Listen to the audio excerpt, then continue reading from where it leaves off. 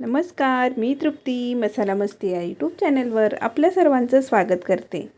आज मी बनवणार आहे मटार कचोरी। अगदी साध्या आणि सोप्या पद्धतीत आज आपण ही मटार कचोरी बनवणार आहे। अगदी कमी साहित्यात आणि झटपट तयार होणारी ही मटार कचोरी आहे। तुम्ही इथे बघू शकता, अजिबात तेलकट झालेली नाही, त्याशिवाय ही अगदी छान क्रिस्पी सुद्धा झालेली आहे आणि आतमध्ये भरपूर असं सारण असणारी ही मटार कचोरी कशी करायची ते आज आपण बघूया। चला तर मग रेसिपीला सुरुवात करूयात।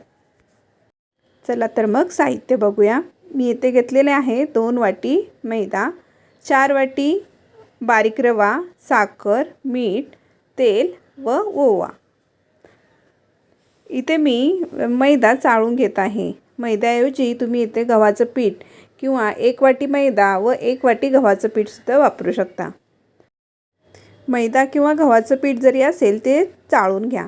त्यानंतर याच्यामध्ये बारीक रवा घालून घ्यायचा आहे आणि मग आपल्याला 1 चमचा ओवा अगदी हातावर छान चुरून मग याच्यामध्ये घालायचा आहे। ओव्यामुळे कचोरीला छान टेस्ट येते, त्याशिवाय पचायला सुद्धा हलकं जातं। यासाठी आपल्याला ओवा याच्यामध्ये घालायचा आहे आणि याच्यामध्ये घालूया चवीनुसार मीठ। मी येथे एक अर्धा चमचा याच्यामध्ये मीठ घातलेलं आहे आणि अगदी थोडीशी किंचित अशी आपल्याला याच्यामध्ये साखर घालायची आहे। साखर घातल्यामुळे काय होतं, कचोरीला एकसारखा कलर येतो, त्याशिवाय कचोरीचा वरचा कवर सुद्धा छान क्रिस्पी तयार होतो। यासाठी आपल्याला अगदी किंचितशी साखर याच्यामध्ये घालायची आहे। आता हे सर्व एकत्र छान मिक्स करून घेऊयात आणि मग याच्यामध्ये आपल्याला तेल घालायचं आहे। तेल घालत असताना तेल गरम करून न घालता जे नॉर्मल कच्चं तेल आहे तेच मी येथे घातलेलं आहे।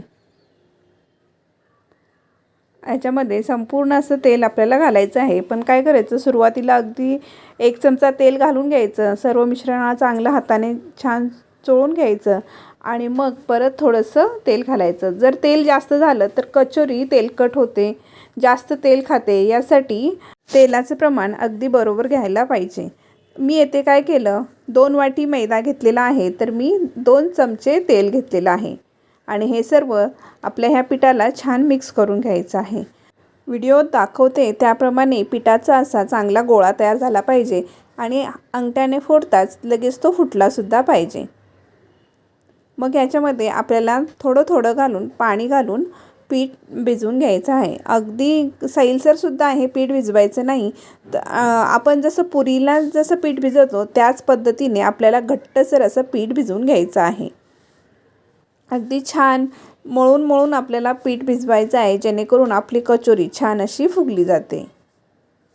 पीठ आता चांगलं मळलेलं आहे, तर आता काय करायचं, आपल्याला हे पीठ एक अर्धा तासासाठी, कमीत कमी अर्धा तासासाठी असंच आपल्याला हे झाकून ठेवायचं आहे। आता मी इथे तुम्हाला सांगते, हे पीठ भिजवण्यासाठी मी 1 वाटी पाणी घेतलं होतं, तर जवळपास मला पाऊण वाटी पाणी इथे लागलेलं आहे। पीठ भिजवून झालं तर आता आपल्याला कचोरीतलं आतलं सारण बनवण्यासाठी लागणारं साहित्य बघूया। इथे घेतलेलं आहे 2 वाटी फ्रेश असा मटार घेतलेला आहे, स्वच्छ धुवून घ्यायचं आहे आपल्याला। थोडीशी इथे कोथिंबीर घेतलेली आहे, 1 इंच आलं, 5 ते 6 लसूण पाकळ्या आणि इथे मिरच्या घेतलेल्या आहेत, तुमच्या आवडीनुसार कमी जास्त घेऊ शकतात। थोडी साखर, मीठ आणि इथे घेतलेले आहेत 7 ते 8 काळी मिरी, 1 चमचा जिरे, 1 चमचा धने आणि 2 चमचे बडीशेप घेतलेली आहे। कचोरीमध्ये बडीशेप थोडी जास्त वापरली तर आपली कचोरी चवीला अगदी छान अशी तयार होते। आता आपण कचोरीसाठी लागणारा मसाला तयार करून घेऊया। आपण इथे घेतलेले मसाले थोडेसे गरम करून आपल्याला घ्यायचे आहेत आणि हे वाटण करत असताना थोडं जाडं-भरडं असं आपल्याला हे वाटण ठेवायचं आहे, जेणेकरून आपली कचोरी खाताना आपल्याला मसाल्याचे सुद्धा टेस्ट येईल। इथे तुम्ही बघू शकता, अगदी जाडं-भरडं असं वाटण करून घेतलेलं आहे। हा संपूर्ण मसाला आपल्याला कचोरीसाठी वापरायचा आहे। आता दुसरं वाटण करून घेऊया। याच्यामध्ये काय घेतलं, आलं व लसूण घेतलेली आहे आणि 5 ते 6 हिरव्या मिरच्या घेतलेल्या आहेत आणि येथे देठासहित मी थोडीशी अशी कोथिंबीर घेतलेली आहे। हे आपल्याला मिक्सरला बारीक करून घ्यायचं आहे। त्यानंतर त्याच भांड्यामध्ये आपल्याला मटार घ्यायचा आहे, पण मटार काय करायचं आहे आपल्याला थोडासा चालू बंद या स्टेपमध्ये आपल्याला बारीक करून घ्यायचं आहे. अशाच प्रकारे मी थोडं थोडं मटार मिक्सरच्या भांड्यामध्ये घेऊन बारीक करून घेणार आहे. येथे मी गॅसवर एक पॅन ठेवलेला आहे आणि पॅनमध्ये थोडंसं तेल घातलेलं आहे व त्यानंतर याच्यामध्ये जे आपलं मिरची, आलं, लसूण आणि कोथिंबीरीचं वाटण आहे ते याच्यामध्ये घालायचं आहे. तेल घेत असताना जास्त न वापरता अगदी थोड्या या तेलामध्ये आपल्याला हे सर्व परतून घ्यायचं आहे. जर तेल जास्त वापरलं तर आपल्याला स्टफिंग कचोरीमध्ये भरताना व्यवस्थित भरता येत नाही.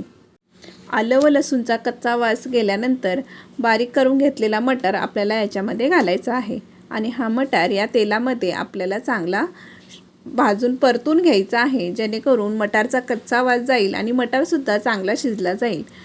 मध्यम गॅसवर आपल्याला हे सतत हलवत आपल्याला हे मिश्रण चांगलं परतून घ्यायचं आहे. जर तुम्ही मिक्सरला लावणार नसाल तर थोडीशी वाफ काढूनसुद्धा हे मटार घेऊ शकता आणि मॅशरच्या साहाय्याने ते बारीक करून सुद्धा वापरू शकता. आता हे सर्व छान याच्यामध्ये परतून घेतलेलं आहे. तर आता आपण याच्यामध्ये चवीनुसार मीठ घालूयात. आता यामध्ये आपण अर्धा चमचा साखर घालूया. साखर घातल्यामुळे मटारचा कलर आहे तसा हिरवागार असा राहतो, यासाठी अर्धा चमचा साखर घालायची आहे. आणि जो आपण करून घेतलेलं वाटण आहे ते संपूर्ण मसाल्याचं वाटण याच्यामध्ये घालायचं आहे आणि हे सर्व छान एकत्र चांगलं मिक्स करून परतून घ्यायचं आहे. आता आपलं कचोरीचं सारण तयार झालेलं आहे. इथे आपलं जवळपास अर्धा तासासाठी ठेवलेलं पीठसुद्धा छान असं मुरलेलं गेलेलं आहे. थोडंसं पीठ मळून घेऊया आणि आपण आता कचोरी तयार करायला घेऊयात. कचोरी तयार करायला घेण्यापूर्वी आपण ह्या पिठाचे छोटे छोटे पुरी जितकी लाटतो त्या आकाराचे गोळे करून घेऊयात आणि जे सारण आहे ते सुद्धा गार झालेलं आहे त्याचेसुद्धा आपण छोटे छोटे असे गोळे तयार करून घेऊया, जेणेकरून कचोरीमध्ये भरत असताना आपला हातसुद्धा घाण होणार नाही आणि कचोरी भरताना थोडं सोपं होईल.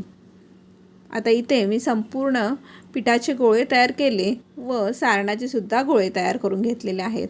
जवळपास याच्यामध्ये माझे 12 ते 13 गोळे तयार झाले आहेत. कचोरीच्या सारणाचा चांगला गोळा होईपर्यंत आपल्याला सारण चांगलं तयार करून घ्यायचं आहे. आता आपण कचोरी तयार करून घेऊया. आज मी कचोरी लाटणार नाही तर हातावरच तयार करून घेणार आहे. एक छोटा गोळा घ्यायचा आणि तो अगदी असा छान हातावरच आपल्या अंगठ्याच्या साहाय्याने छान मळून घ्यायचा आणि त्याची पुरणपोळीसाठी जसा उंडा तयार करून घेतो त्याच पद्धतीनं आपल्याला हे करून घ्यायचं आहे. आणि त्यामध्ये आपल्याला सारणाचा एक गोळा घालून आपल्याला ही कचोरी बंद करून घ्यायची आहे. व्हिडिओ दाखवते त्याप्रमाणे तुम्ही ही पारी तयार करून घ्या आणि त्यामध्ये कचोरीचं सारण भरून कचोरी बंद करून घ्या. कचोरी बंद करून झाल्यानंतर दोन्ही हाताच्या सहाय्याने थोडेसे अशी दाबून घ्या, जेणेकरून आपलं सारण सर्व बाजूला एकसारखं असं पसरलं जाईल. अशाच पद्धतीने मी येथे सर्व कचोरी येथे करून घेणार आहे. जर तुम्हाला हातावर पारी तयार करायला येत नसेल तर तुम्ही थोडीशी पुरीसारखी जाडसर अशी लाटून मोदकासारखं सारण भरून सुद्धा बंद करून घेऊ शकतात. आता इथे आपल्या सर्व कचोऱ्या करून तयार आहेत. इथे कढईमध्ये तेल चांगलं गरम करून घ्यायचं आहे आणि नंतर आपल्याला मीडियम गॅसवर आपल्या सर्व कचोरे एकसारख्या रंगामध्ये तळून घ्यायचे आहेत.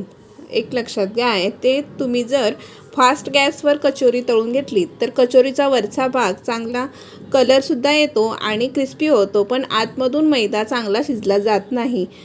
त्यासाठी कचोरी तळत असताना नेहमी अगदी मीडियम टू लो फ्लेममध्येच आपल्याला तळून घ्यायचं आहे.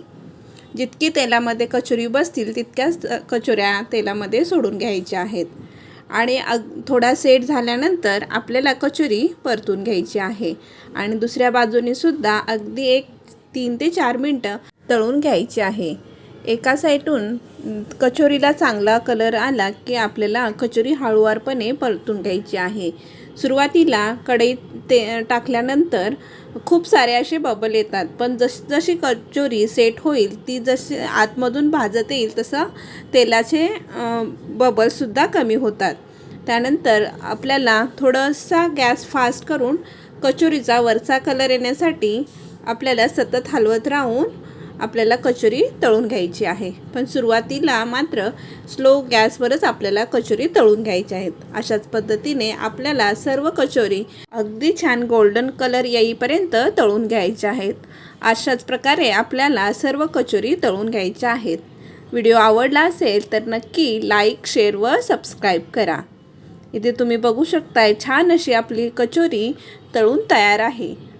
अशा प्रकारे कचोरी करून तुम्ही मुलांना देऊ शकतात. बाहेरचं खाण्यापेक्षा घरी बनवून दिलेलं नेहमी उत्तम असं असतं. व्हिडिओ आवडला तर लाईक, शेअर व सबस्क्राईब करा. धन्यवाद.